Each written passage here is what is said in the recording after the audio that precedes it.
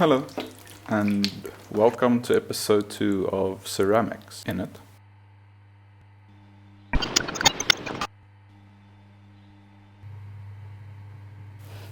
Today I will take you through my first journey of what is known as reclaiming, or also sometimes called recycling clay.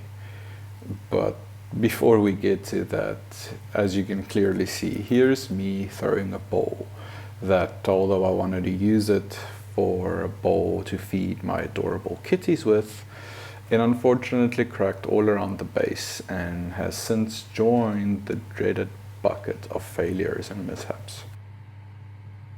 For my non-potter friends out there, as well as those who don't know too much about the craft, welcome to the club, because it's kind of the point of this series, neither do I.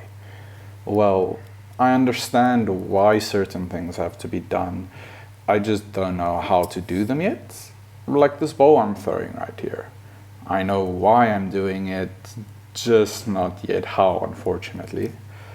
All of this is still besides the actual point of this video though. Reclaim, a term that has recently become more tightly associated with the rightful fight of natives who want back their land.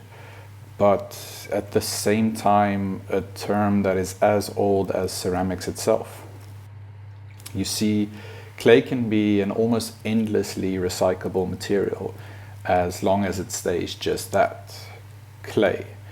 After the first firing, which we call a biscuit firing of the vessels, they, however, change at a molecular level and turn into what we call ceramics. But enough about this boring science lesson where you're learning things that you didn't even ask about. Honestly, at this point, I'm kind of just stalling. Wait. What's that? I think it might have finally arrived. Before I start my reclaiming process, I like to give my wheel and studio surfaces a good clean to get any of the clay that might be stuck there. I then take any of the bone dry pieces that I have and I break them down so that they can slake back into the water quicker. I allow them to reach bone dry because that way they will break down quicker in the water. If you try to add any piece of biggish leather hard clay to the water, it might stay there for weeks. Whereas these small bone dry pieces dissolve back into a form of clay that I can use to recycle within only a couple of minutes. Because I really wanted to recycle this clay quickly, I broke the pieces as small as I could before adding it to my slip bucket. This also collects all the waste and slip water from my wheel while throwing. Here I'm adding the small pieces to the bucket and allowing them to slake down for a bit. As you can see, this bucket is conveniently located behind my wheel, which is why you will now see me pulling my wheel back a little bit so that I can gain access to it. The bucket also keeps the large mirror in place so that I can look at my throwing and trimming from a different angle without having to lean back. The bucket is quite heavy, so I try not to move it too far, and as you can see, you can't really even see the clay yet, just mostly the water. That's why here I'll take a big sponge and sponge off this top layer of water. I'll let you watch this process in silence.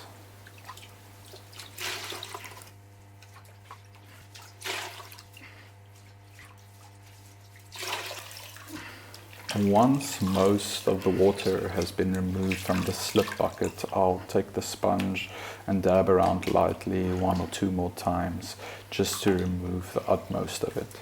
I don't want it to be completely empty because I need some of this moisture to stay in the clay while mixing it. That way I can really mix the clay into a nice and even homogeneous consistency, which really helps towards the next step.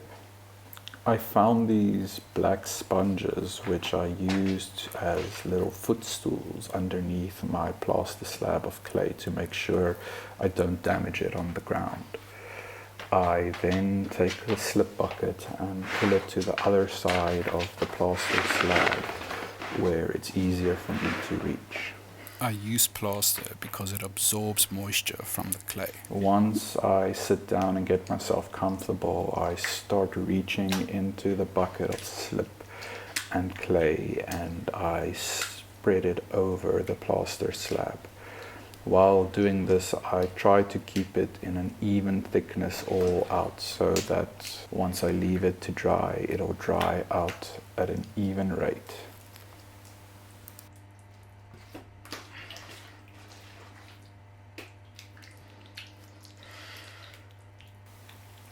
Right at the end, I'll try and scrape out the last bit from the bucket and tip it over the slab to get as much of it into a recyclable state as soon as possible.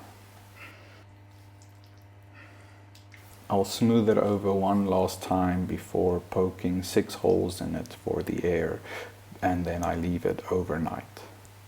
The next morning I'll come and check on the hump of clay, and if it's in the right consistency, I'll fold it in onto itself and then turn it over so that the other side gets a chance to dry out as well. Weather depending, these lumps of clay can take anywhere from 1 to a couple of days to dry out per side. While doing this, it was in the middle of a heat wave, so mine dried out fairly quickly and was soon ready for me to wedge it back up.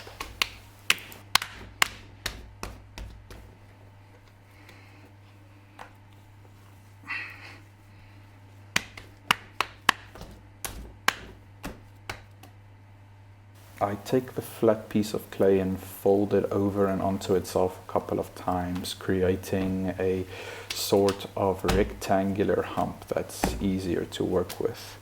You can see the clay is not yet bound together in a consistent manner, and if I try to use this on the wheel, it would just result in a much more difficult time than necessary. There are many different ways of wedging your clay, and for me, with this being my first time trying to wedge up a recycled hump, I was trying a bunch of different things like smacking, slamming, and all of those things. As you can see though, once I cut this clay open, there are quite a few air bubbles within it. These will form inconsistencies when throwing them on the wheel, and my goal is to get this as smooth and consistent a texture as possible.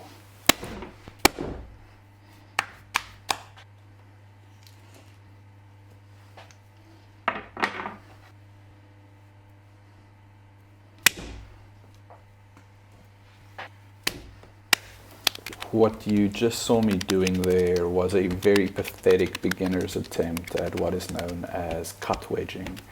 You take the clay and cut it into 2 pieces and then slam it back onto itself. I didn't want to break my plaster slab, so I decided to go for what you're seeing me trying here. This technique is known as ram's head wedging because of the way that the final hump of clay, once fully wedged, will resemble the profile of a ram's head. The way that wedging works is that you try to get all of the air pockets out of the clay, aligning the clay particles and making for a nice even consistency throughout. There is a third type of wedging known as spiral wedging, which I will try in a moment, but be warned, I am not very great at it. Here you can see that after my first couple of attempts, the clay has become a little bit smoother, but I broke it down into 2 more manageable parts and continued ram's head wedging 1.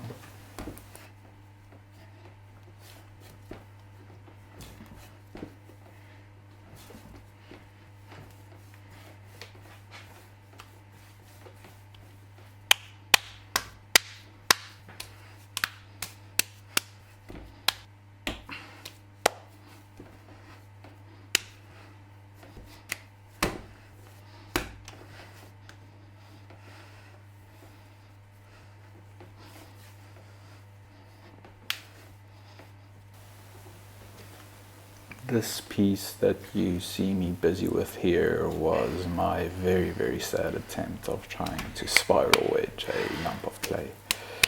And then I wanted to see which one of the two methods yielded a more even and consistent clay. But unfortunately for you, I am a bad filmmaker and my camera stopped recording. And now, like a piece of 1960s French realist cinema, this right here will also come to an